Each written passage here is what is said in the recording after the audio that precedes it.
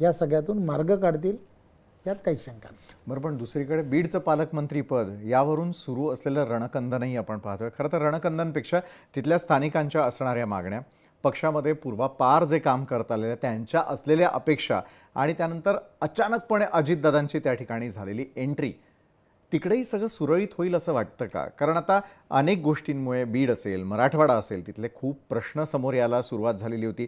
जे नाही त्या गोष्टींनी ते त्या ठिकाणी हायलाईट झाल्याचं आपल्याला पाहायला मिळालेलं होतं. मात्र आता मराठवाड्यातल्या जनतेच्या असलेल्या अपेक्षा आणि लागलेला डाग कशा प्रकारे साफ होईल तिथे? हे खरं तर मी मगाशीच बोलताना मी हे सांगण्याचा प्रयत्न केला. मराठवाड्यातली समस्या काय हो?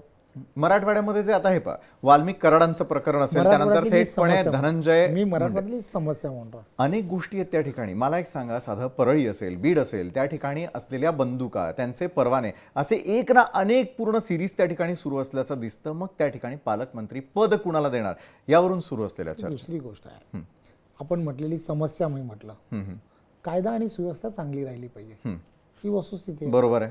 कायदा आणि सुव्यवस्था देवेंद्रजींच्या नेतृत्वात ती राखण्यासाठी देवेंद्रजी सक्षम आहेत, ते करतील, यात काहीच शंका नाही.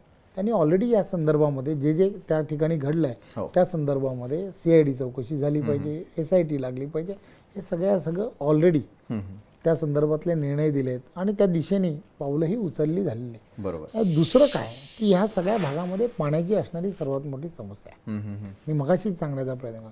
त्यामुळे या सगळ्या गोष्टी येणाऱ्या काळामध्ये तिथल्या असणाऱ्या शेतकऱ्यांसाठी फार महत्त्वाच्या आहेत. तिथे असणारी वीज शेतकऱ्यांना 24 तास मिळाली पाहिजे, हा सर्वात मोठा असणारा प्रश्न आहे. आणि ह्या सगळ्या गोष्टीला देवेंद्रजीचं हे सरकार जे आहे त्या दिशेने पावलं उचलताना दिसत आहे. त्यामुळे मला असं वाटतं ह्या सगळ्या गोष्टींमध्ये शेतकऱ्यांना काय आवश्यक आहे, कष्टकऱ्यांना काय आवश्यक आहे, ह्या सगळ्या गोष्टी फार महत्त्वाच्या आहेत.